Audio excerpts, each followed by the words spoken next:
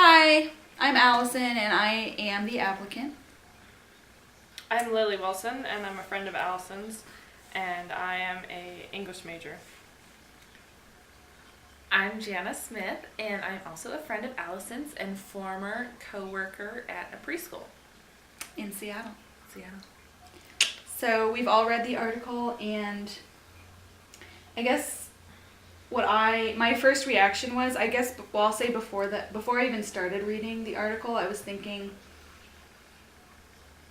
I wasn't 100% sure that I agreed with the title, and then after reading it and thinking about it, I'm thinking that I definitely agree with the author, and I do feel that poverty is the overriding factor for student performance in education. Sorry, go. No, I guess what I kept thinking is not what is poverty, but it's not just that someone's economic status is going to affect their performance, but also I kept thinking about the intersectionality of race and gender and class and ethnicity too, and where that kind of puts an individual. How that affects their performance in how school. that affects their performance in school, and so I was thinking, yes, Just dealing with like stress, different kinds of. yeah, just like different oppressions coming from different angles. Can we address really quickly why? I'm now just wondering, why is it saying that? I feel like if it's saying that poverty is what plagues our schools, and we're saying that where are we, 14th or something? Are we the 14th in wealth too? You know, like, why are our schools so much poorer than all these other countries' schools? I was thinking that was on our standardized tests. That's how we're ranked, like, for our academics. 14th out of developed countries. Right. So why, if poverty is the main problem in our schools, why are our schools so much poorer than other? Because of why are we as a country that much more poor than other countries? Yeah, well, I think there's a different. But they're talking about how one of them was in a depression. the gap. I think it's the gap wealth. between poverty and wealth is so much greater than in other countries. Oh. Yes. And so inequality. I feel like he doesn't wealth like inequality. address that well. Right. Yeah, I know. I really felt like I wanted to agree with him most of the time, but a lot of times I wasn't quite sure with. I think, this is an extremely bold statement that he says. He says, if poverty is the problem, families in middle-class school districts needn't worry much about their kids' schools, but they should be worried about the society in which they live.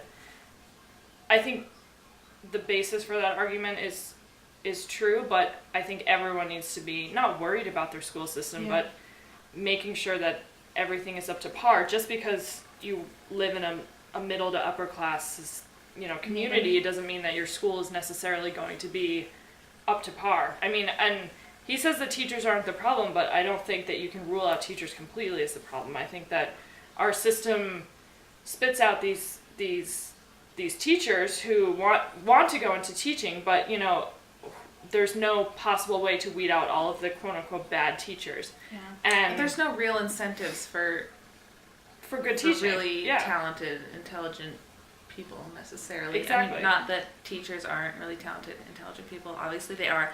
But there's a lot of other people who'd be more interested in the job and who are really qualified for it if there were more benefits. It's a smaller pool to pick out of. Financial benefits. Right. Exactly. And just because you're really invested in teaching and you want to do a good job doesn't necessarily mean you have the skills for it, or you were provided with the skills for becoming a great teacher. But all that being said, I don't think that bad teachers are the problem. I do think poverty is the number one problem.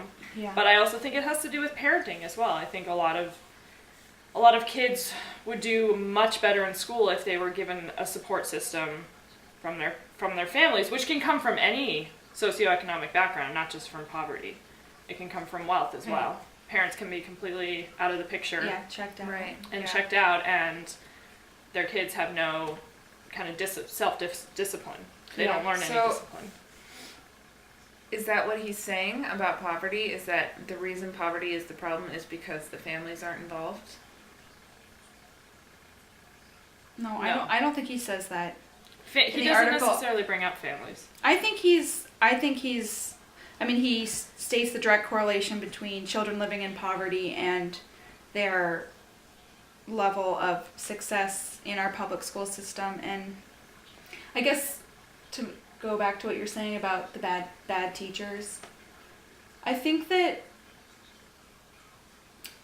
I think with the standardized tests and the pressure that teachers have with No Child Left Behind and those pressures where, you know, people feel like a teacher might teach to the tests. So, I mean, that's where their incentives are. You know, you'll be Right. rewarded or punished if Right. your students aren't up to par. Which is a major flaw in the system. And Yes. yeah, I think that, a major flaw in the system where really what I want to say is that I think an example of a good teacher is somebody that really can identify the different needs for each student, specifically where they're coming from, if they're coming from a situation of poverty or not. And I think that recognizing the student as this whole person that has that can be developed in so many different ways and like nourished in so many different ways, not just assessed by their math and reading skills or their literacy Right. skills, but I do think a good teacher is somebody who sees that and then supports the growth of the entire being or child or student, I guess, for teenagers too. And so, I think it's important for teachers to be really sensitive to the different needs of each student. So do you think so a student who's in poverty, do you think that it's just like extra stress that is causing them to? Well, Yeah, I think there's a reform. number of factors that go into it. Possible lack of nutrition if they're not yeah. getting fed well enough. So they, like, can't Stress concentrate. from home, lack of sleep. If a family doesn't actually have a home, if they're sleeping in Right. their car. Right.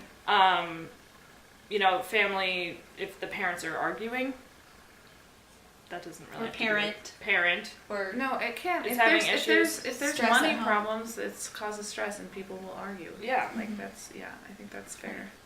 So, and then I kind of feel like it is, and I'm not sure exactly how, but I do feel like it's teachers and the school. I mean, it's an overall community responsibility. But I feel like teachers and the school need to address those needs. And I know in Missoula here we have the flagship program, and so students for free can have tennis lessons or art lessons or like reading or homework structured help. extracurricular Garden activities. club. Yeah. And I think that goes such a long way. I mean, every single day that they can have that after school. And So how would that? It just helps a kid release some of that stress from No, I being in think poverty, or like how does that help? I the think that student? I think it's mentorship. They have positive role models in their life. It's an opportunity for them to realize their own strengths and feel empowered. And ultimately, have, like, time for themselves where they just get to be kids. yeah. And I feel like if we are going to if we want to eradicate poverty or end the cycle of poverty in in a child's family, they need this education, but it's not just simply these literacy and math skills. It's like I just really think that they need to be supported like that too, building self-confidence or allowing them to discover their passions or their interests, and that carries on through the rest of their lives. And the little girl I tutor, she's homeless, and we've been working on counting today, and she's in kindergarten, and I've been realizing she can only count to 30, and her peers are at 50 or above, And I was thinking about how, I just imagine her parents not having time or the resources to sit down with her and Right. ask her to help her practice her numbers when I'm sure they're like looking for where they're going to spend the night or where they're going to find their food or who knows what. And then I do reflect on my own experience, and I have these memories of my parents always sitting down with me and having me. I remember practicing my S's over and over and over again, and they were like watching my progress, encouraging me to get better at my S's when I was learning how to write. And I work on writing with this student too, and there's no. I don't think she gets any of that extra help at home. So I do think that like yours. But then that goes back to the point that it doesn't necessarily. I mean, poverty is definitely a major contributor to parents not having the time or the ability to sit down with their kid, but it could also just be anyone's parents. It doesn't necessarily have to do with their income. And, you know, a parent could be completely absent and the kid could be, you know, having a nanny take care of them who's also not sitting down with them and making them practice their S's. So it really has to do with the availability of someone outside of the school system who can make sure that they... But I also feel like education is seen as more important maybe in families where, if it was a rich family or a better off family where the parents are working all the time and they're not paying much attention to the child's homework themselves, maybe. I feel like a lot of those parents... Well, I don't know, because now that sounds like I'm being insensitive or something. Or what. No, but those kids that have a nanny and their parents are absent and that will cause a child stress, but they have, I'm sure if they're having a nanny take care of them, that they've got 3 great meals a day in a home and some fun extracurricular activities maybe that the nanny is able to transport them to and from safely. Yeah. And having, having fun and, you know. And I was even thinking about, like how students living in poverty will fall behind other students that are not, like over the summers, the learning that you do over the summer, which I just kind of started thinking about because I always went to we would go to the library and do like those competitions of how many books you can read in a summer, the book clubs. And I was just thinking about how my mom had time, the resources basically to get me to the library and back and check out the books and like, I don't know, encourage me to keep reading as many books as I possibly could over the summer, or our family vacations where we would, learn about what we were reading in our history books in school or something. And then you think about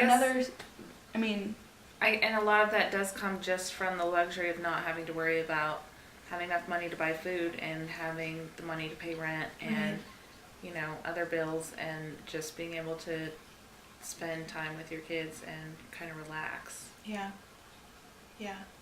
that's actually a good point. Even just relaxing, not even doing anything, but like I'm just realizing right now like how just like simple time with loved ones as a student goes in the home, I think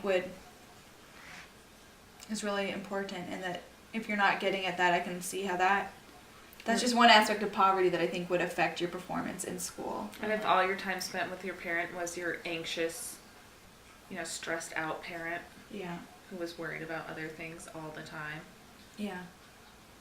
I can see how school would fall to the back burner and not be as important in that situation. Right. Were you going to say something? Yeah. As well, and I definitely agree with all that, and I'm going to play devil's advocate here for a bit, but when I was working in the women's homeless shelter in Boston, there was a woman who had 3 children ranging from ages 6 to 12, and she was at the shelter every single night for dinner. She had a home, she wasn't homeless, but she definitely needed assistance in living and providing for her family, and her kids would come with her every night, and they would sit in the dining room, and she would make sure that they were doing their homework, and she would sit with them and watch them do their homework. They would come up and talk to me at the front desk, and I would ask them what they were reading, and they were always reading different books outside of school. And that just goes to show that, yes, poverty is definitely an aspect in a child's learning development, but it doesn't have to be that way. I mean, there's always people who... Right, and so to chalk it all up to poverty, I think is an right. unfair claim. I think that there's many, many aspects, and I think that this article is just, it's kind of shoveling all the responsibility onto what socioeconomic class you're in, and not necessarily looking at your family and what other support you have besides your income.